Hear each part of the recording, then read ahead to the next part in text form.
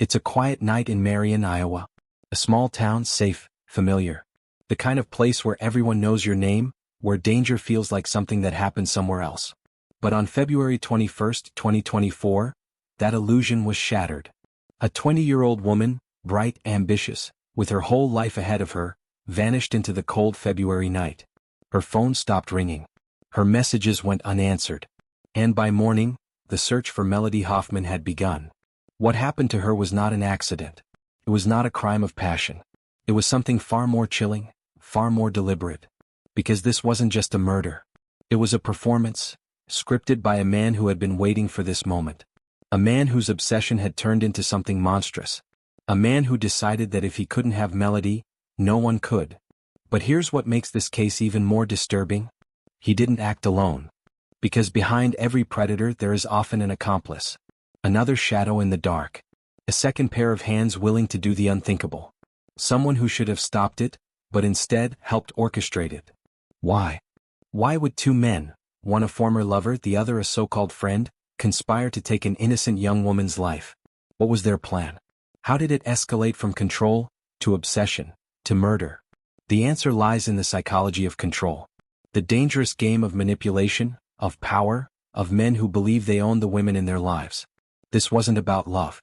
This wasn't even about revenge. This was about domination, about erasing a woman's choices, her voice, her existence. Tonight we go beyond the headlines. We pull back the layers of this case, uncovering the warning signs no one saw, or worse, the ones people ignored. We'll hear from those who loved her, those who feared him, and those who witnessed firsthand the terrifying descent of a man who believed he had the right to play God. This is the story of Melody Hoffman. The story of a woman who tried to escape, but never got the chance. A crime that shocked an entire town, and a case that left everyone asking, how could this have been stopped? There are some people who seem untouched by the darkness of the world. People who see the good in everything, who believe in second chances and happy endings. Melody Hoffman was one of those people. She was born in 2004 in the small, quiet town of Marion, Iowa, a place where bad things weren't supposed to happen. A place where doors were left unlocked at night. Where neighbors knew each other's names. But even the safest places can hold dangerous secrets. From the time she was little, Melody was different. She wasn't the loudest in the room, but she was the one you remembered. The one who always noticed when someone felt left out. The one who would stay up until 2 a.m. comforting a friend going through a breakup. She was the kind of girl who believed in love stories, in fate, in the idea that people, no matter how broken, could be fixed. But sometimes, believing in people is the most dangerous thing you can do. Melody was a dreamer. And for a while, she thought she had found her perfect love story. But love isn't always kind. And sometimes, it turns into something else. Something darker. Something that doesn't let go. The cracks were already forming. She just hadn't seen them yet. Or maybe she had. In her final weeks, something changed. Her friends noticed first, how she flinched when her phone buzzed. How her smile didn't quite reach her eyes anymore. How she started double-checking the locks on her car, looking over her shoulder when she walked home at night. You okay? Yeah, just tired. You sure? You seem different. It's nothing. Just stuff with McKinley. But it wasn't nothing. It was the beginning of the end. And the worst part? She never even saw it coming. Because sometimes, monsters don't hide in the dark. Sometimes they stand right in front of you. Not all monsters are born. Some are made. Sculpted by hands unseen, shaped by a past that follows them like a shadow. McKinley Louisma was one of them. On the surface he was just another teenager. He played basketball. He laughed with friends. He was charming when he wanted to be. But beneath the surface, there was something else. Something darker. McKinley's childhood was a war zone. His father, strict, unpredictable.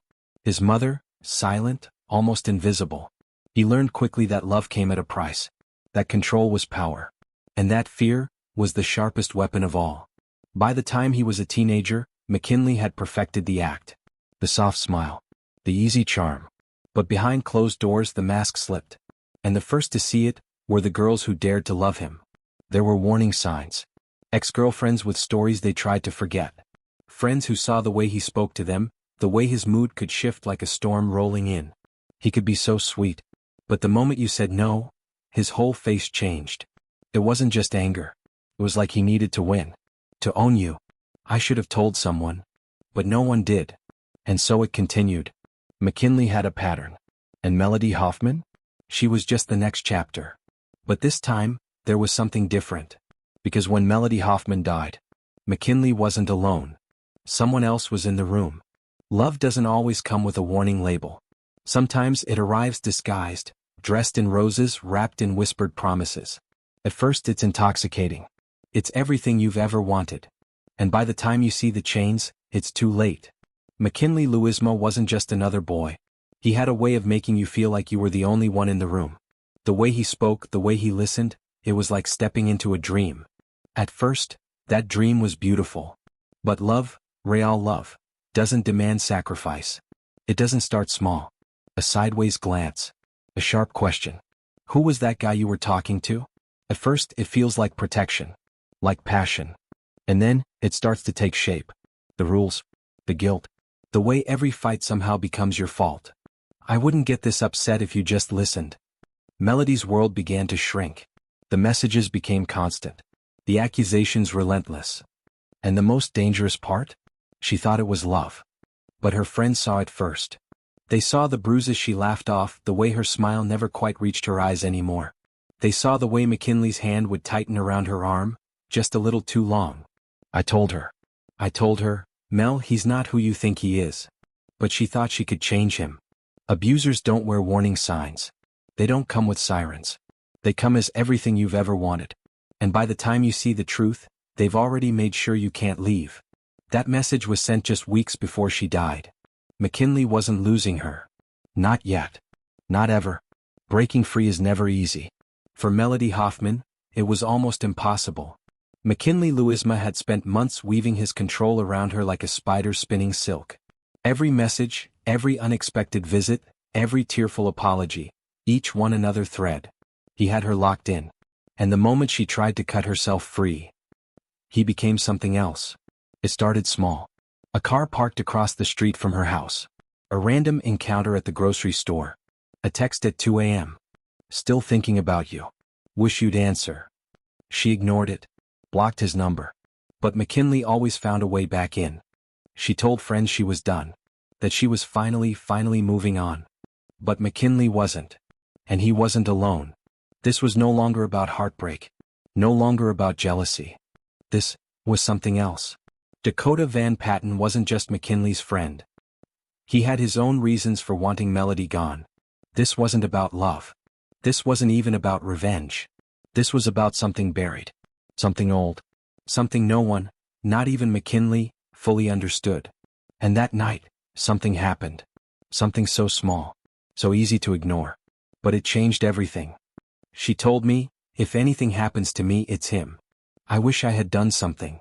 Because the night before Melody Hoffman died, someone was already waiting for her. This wasn't supposed to happen. At least, that's what Melody told herself. It was just a conversation. That's what McKinley said. Just 5 minutes. Just to talk. But monsters don't show their teeth until it's too late. When she slid into the passenger seat, the doors locked instantly. And that's when she saw him. Dakota Van Patten. And he wasn't there to talk. She fought. She clawed. Her mind screamed, this isn't happening, this isn't happening. But McKinley just kept driving. By the time they reached the clearing, Melody already knew. She wasn't going home. The forensic reports painted a picture Melody never lived to tell. Hands restrained. Duct tape over her mouth. Bruises forming before the first blow even landed. Melody was beaten first. A lesson, McKinley called it. He wanted her to suffer. Wanted her to feel what she had done to him. And then, she saw an opening. She ran. Bare feet on gravel. Blood in her mouth. A desperate sprint toward nothing. She almost made it. McKinley thought he had planned everything. But he was wrong. Because they left something behind. The call came in at 6:13 a.m. A jogger. Just another quiet morning in Marion, Iowa. And then they saw her. Melody Hoffman's body was found in a shallow ditch, a half-mile from the nearest road. Face down. Hands bound. Bruises blooming like ink under her skin. And yet, there was something else. Something off. The killers had tried to clean up. Had tried to erase their tracks. But they left something behind. Police worked fast. They had to. Surveillance footage placed McKinley and Dakota together that night. Asterisk. Receipts linked them to the very gas station near the crime scene. And then there was the real break. When police brought them in, McKinley didn't flinch. But Dakota? He broke in less than 2 hours. And then Dakota said something that changed everything. Because this wasn't McKinley's first time. McKinley Louisma had done this before. And back then? He got away with it. 473 days. That's how long Melody Hoffman's family waited for justice. For over a year, they woke up every morning knowing the men responsible for their daughter's murder were still breathing, still speaking, still alive. And now the moment had come. The prosecution wasted no time. They called him a sadist, a master manipulator, a man who used charm as a weapon and violence as a solution. The lead prosecutor, Daniel Wakefield, turned to the jury, voice unwavering. He didn't kill in a fit of passion, Wakefield said, eyes sweeping across the jurors. This wasn't an accident. This wasn't a mistake. This was a plan. And then he clicked the remote. It was all there. The receipts, the messages, the surveillance footage. Every step leading to Melody's final moments, laid bare for the world to see. But Dakota Van Patten had a different story to tell. I never wanted this, he said, eyes flickering between the jury and McKinley. I thought we were just going to scare her. That's what he told me. His voice cracked. He swallowed. But when we got there, when she was in the car, I realized there was no turning back. The jury watched him, unmoving. Was he a victim? Or was he just a coward? And then, Melody's mother took the stand. She looked right at McKinley. Didn't blink. Didn't waver. And then she said, I hope you see her face every single night for the rest of your miserable life. He didn't look at her. And then, after 6 hours of deliberation, the jury returned. And what they said would shake the entire courtroom. When the jury foreman stood, the air in the courtroom turned suffocating. 12 strangers. 12 people who held the power to decide if McKinley Louisma would ever see freedom again. And then, the words came. On the charge of first-degree murder, we find the defendant guilty. The sentence was swift. Life without parole. No appeals. No second chances. Just 4 walls, a cell, and a lifetime to sit with what he'd done. But Dakota Van Patten's fate was different. The defense argued that Dakota had been manipulated. That he had been afraid of McKinley. That he never wanted Melody dead. That he was just another one of McKinley's victims. And then once again the jury delivered their decision. Accessory to murder. Guilty. 15 years. Not life. Not freedom. Just enough time to remember every single choice that led him here. And then, it was over. Justice had been served. But justice is not the same as healing. Melody Hoffman was still gone. A guilty verdict wouldn't bring her back. And for the people who loved her, the trial wasn't the end. It was just another chapter in a story they never wanted to tell. She was supposed to have forever. Instead, she became another cautionary tale. Another name on a list that should never exist. Melody Hoffman, a girl who trusted the wrong person and paid the ultimate price. In the wake of tragedy, there are 2 choices: to let grief consume or to turn pain into purpose. Melody Hoffman didn't get the future she dreamed of. But in her absence, her name would become something more than just another victim's name in a headline. Her case was not forgotten. It became a turning point. Marion, Iowa, a town that once felt safe, was forced to confront an uncomfortable truth. Abuse, manipulation, and violence don't always come from strangers. Sometimes they come from the ones we trust most. Melody's Law was introduced in the state legislature, aimed at strengthening protection orders and increasing penalties for stalking and coercive control. It wasn't just about punishing perpetrators. It was about prevention, ensuring that no other young woman would find herself trapped the way Melody was. Her mother, once broken, became a voice for others, standing before crowds, telling Melody's story, turning personal pain into a public fight for change.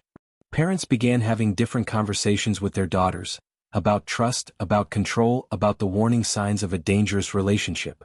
Friends started speaking up instead of staying silent. Teachers, counselors, and law enforcement started looking closer, seeing what had once been ignored. Melody Hoffman didn't live to see her legacy. But because of her, others would. Gone but never silent. Hers is a story that will be told. Again. And again. Until no one else has to live it. Melody Hoffman was more than just a victim. She was a daughter, a friend, a young woman with dreams of a future she never got to see.